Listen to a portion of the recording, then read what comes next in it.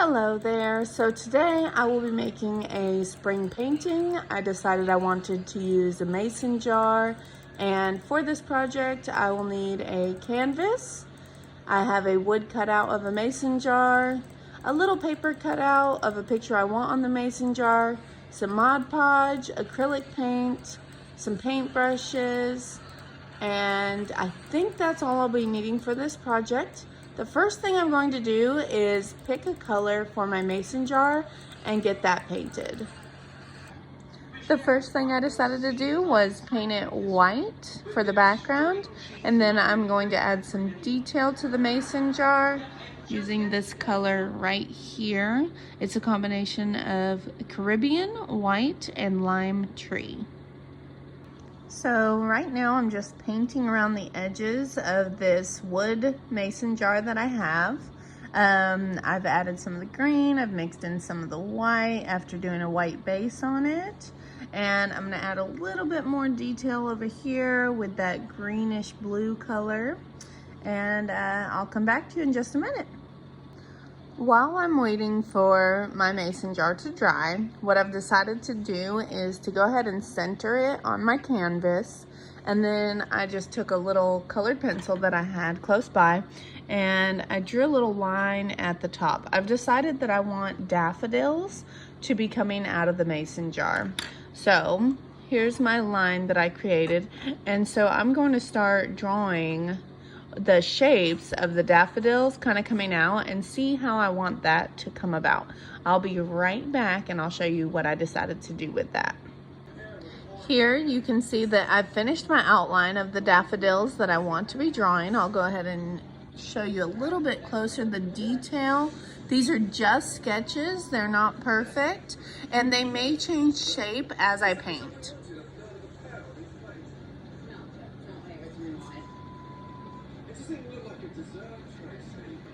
So now that my paint is dry on this part, I'm going to go ahead and apply some Mod Podge here.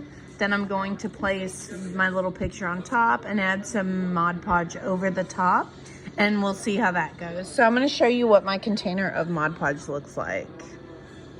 This is what I'm using here.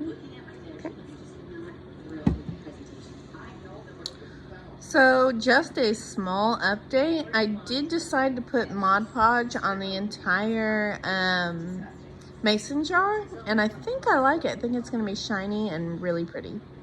Alright, so now that I've placed my picture on it, I put a little more Mod Podge over the top. I'm going to set this to the side to dry, and I'm going to continue my daffodil painting. I did decide that I kind of want a wood background. So I'm going to get my brown out and kind of decide how, what direction that's going to take.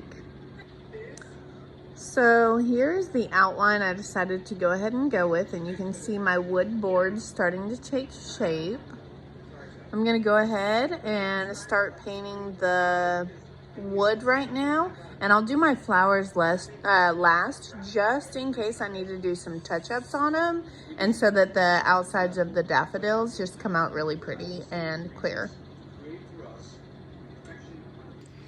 For my wood, I decided to go with a nutmeg brown, and then I also have the middle color, which is nutmeg brown mixed with white. And then I've got just white, just to create a little bit of extra dimension, kind of in the way that I did on the mason jar. Just a few quick little details.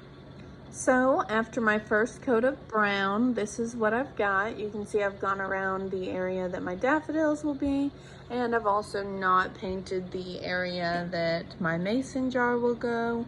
So this is kind of how it's looking right now. I'm pretty excited about it. I can't wait to see what it's gonna look like. Right now I'm just gonna add a little bit more brown, gonna go in with some lighter strokes and see where that takes me.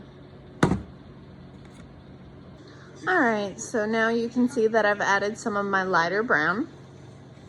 I'm about to go back now and add a little bit of white to add a little more texture on my wood, and then I'll be able to start my daffodils. Okay, so you can see I've finished with the brown. I'll go ahead and show you what it's going to look like when we're done with it. So I've got this right here. I like the way it's looking. I'm gonna start on the daffodils. So I'm gonna do the green in the stems right now. All right, guys, so this is what it looks like after I've glued on the mason jar. The craft glue that I used was Craft Bond right here. I really like this. It works super well with different kinds of textures. My main thing about this is don't get it on your hands because it's really hard to wash off. If you have any tips for getting this off of your hands, please leave it in the comments.